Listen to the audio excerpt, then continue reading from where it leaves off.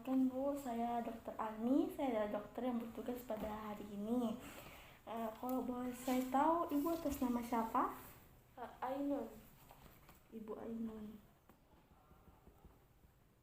Umurnya Ibu? 56 tahun. Alamatnya Ibu di mana? Di Jalan Melati. Kalau boleh tahu pekerjaan Ibu sehari-hari apa Ibu? Ibu rumah tangga.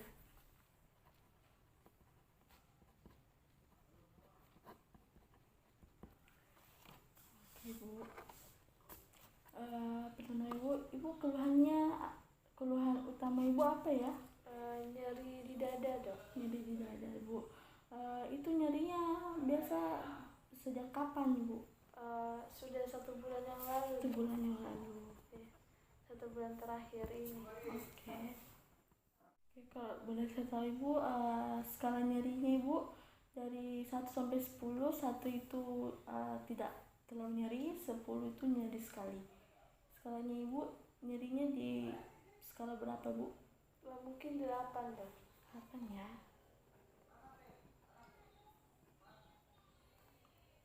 Terus yang Ibu rasakan saat nyeri itu hilang timbul atau bagaimana Bu, atau tiba-tiba atau bagaimana Bu? Iya, nyerinya hilang timbul.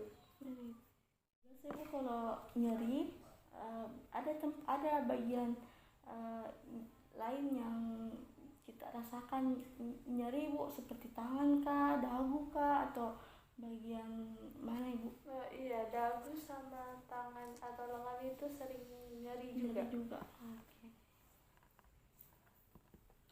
Kalau boleh tahu gejala lain yang Ibu rasakan seperti apa selain rasa nyeri itu? Kalau nyeri itu jantung berdebar, terus saya sulit bernafas, kemudian pas berdebar itu seperti ditekan, jadi sulit bernafas. Terus Ibu pernah rasakan mual atau pusing atau bagaimana Ibu? Tidak ya Ibu. Iya. Terus kalau Ibu juga pernah rasa kayak cepat lelah atau kayak pingsan atau Tidak pernah. Enggak ya? Iya. Sebelum 1 bulan ini Ibu pernah rasakan nyeri dada sebelumnya atau berapa tahun belakangan ini? Baru kali ini ya, Bu. Sebelumnya belum pernah. Kalau boleh saya tahu sakit ini atau penyakit Ibu ini pernah dialami oleh keluarga atau ada riwayat penyakit keluarga yang Ibu ketahui? Bapak saya itu sakit jantung.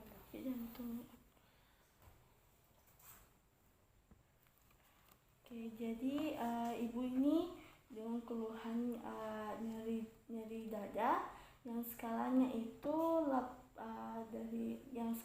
itu skala 8, lalu Ibu juga nyerinya itu hilang timbul, dan biasa juga Ibu rasakan nyeri di bagian lengan atau tangan ataupun dagu. Terus gejala lain yang Ibu rasakan itu seperti sakit jantung, kayak sakit atau berdebar, betul Bu? Betul. Terus Ibu juga rasakan kayak sesak nafas, terus kayak seperti yang ada beban yang tekan bagian dada Ibu, betul? Betul, Dok. Oke. Terus penyakit riwayat penyakitnya keluarga Ibu itu Bapak yang sakit jantung. Waalaikumsalam Ibu. Kalau boleh tahu Ibu dengan Ibu siapa? Ibu Ainun. Umurnya Bu? 56 tahun. 56 tahun. Alamatnya Ibu di mana? Di Jalan Melati. Jalan Melati. Pekerjaannya Ibu? Ibu rumah tangga. Terus tahu ada yang perlu dibantu Ibu? Begini dok, saya mau tanya tentang penyakit jantung koroner itu apa dok? Terus penanganannya itu bagaimana? Oke Bu, di sini saya akan jelaskan penyakit jantung koroner. Penyakit jantung koroner ini adalah penyakit jantung yang disebabkan oleh adanya penumpukan plak di bagian pembuluh darah ibu, khususnya di pembuluh darah jantung ibu. Nah, apabila plak ini atau seperti timbunan ini tertimbun terus menerus dapat menyebabkan penyempitan di bagian pembuluh darah ibu. Ketika penyempitan itu terjadi, biasanya ibu akan merasa sesak nafas atau bahkan peredaran darah di jantung ibu itu tidak bekerja dengan baik, sehingga ibu akan sedikit merasa serangan jantung atau sakit di bagian jantung ibu. Terus untuk menangani penyakit ini perlu ibu ketahui itu ibu harus tahu dulu faktor-faktor resiko dari terjadinya penyakit jantung koroner ini. Faktor risikonya itu ada dua. Yang pertama itu yang bisa diubah dan tidak bisa diubah. Nah, untuk penyakit jantung, faktor risiko penyakit jantung koroner yang tidak dapat diubah, ibu itu seperti jenis kelamin. Di sini yang lebih berpotensi untuk menderita penyakit jantung ini yaitu laki-laki. Lalu kedua yaitu umur.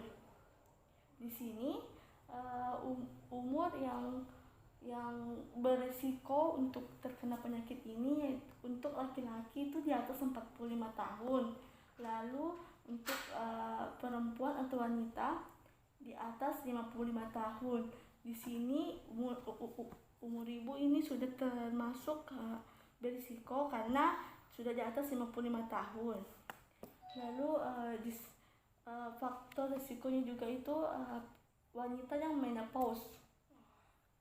Lalu ketiga yaitu apabila ibu pernah mengalami penyakit jantung sebelumnya atau ada riwayat penyakit jantung yang dialami oleh keluarga ibu, mau itu orang tua, ayah ibu atau keluarga ibu yang lainnya.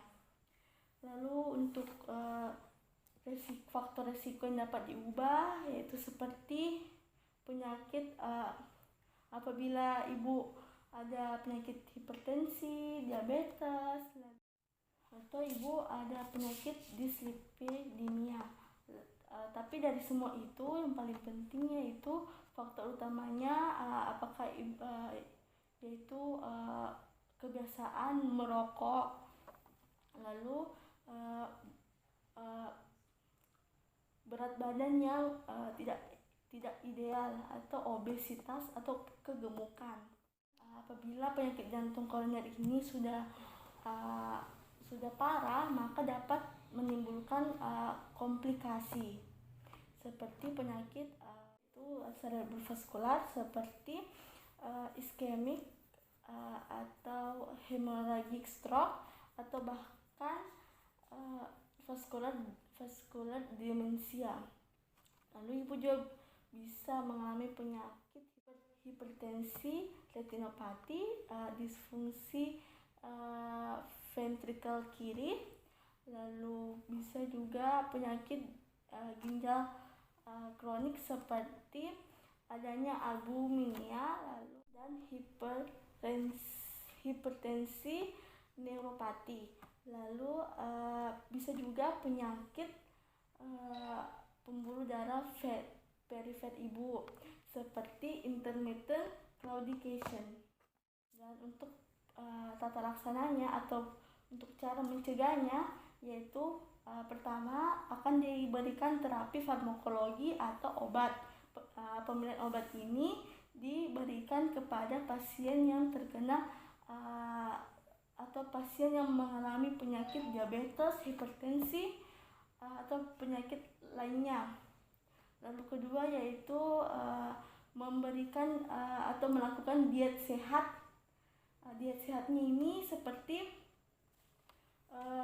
memberikan makanan atau yang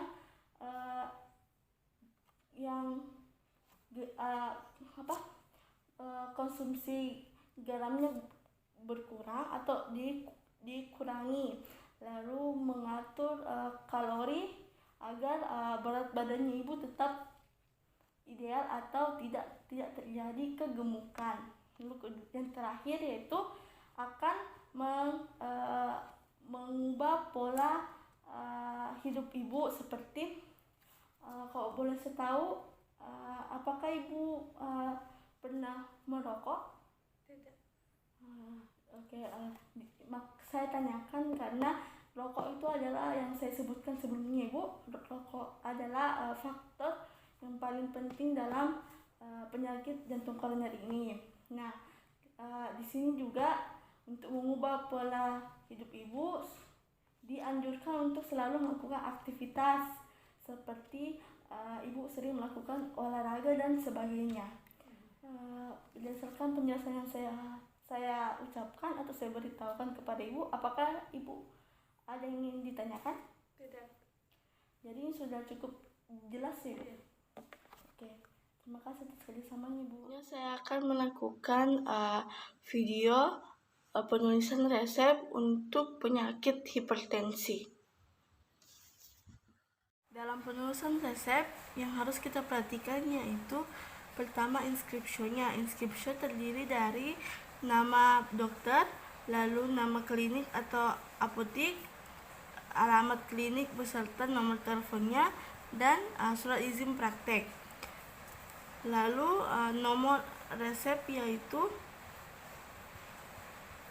beserta tanggalnya. Lalu di sini kita tulis resipe atau ambilan obat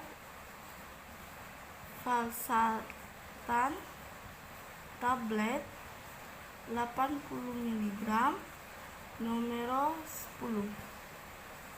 Lalu signature 1 DD pep 1 pos Pino. Lalu kita tutup dan kita paraf. Di sini obat ini dibaca atau resep ini dibaca yaitu ambillah valsartan 80 mg dalam bentuk tablet sebanyak 10. Lalu diberikan 1 kali 1 setelah makan. Penutup dan paraf di sini kita sebut dengan subscription atau bertujuan untuk agar resep ini tidak disalahgunakan atau ditambahi obat oleh pihak yang lain.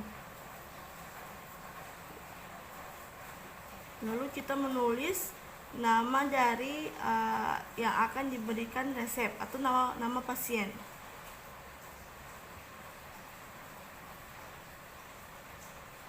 Umurnya,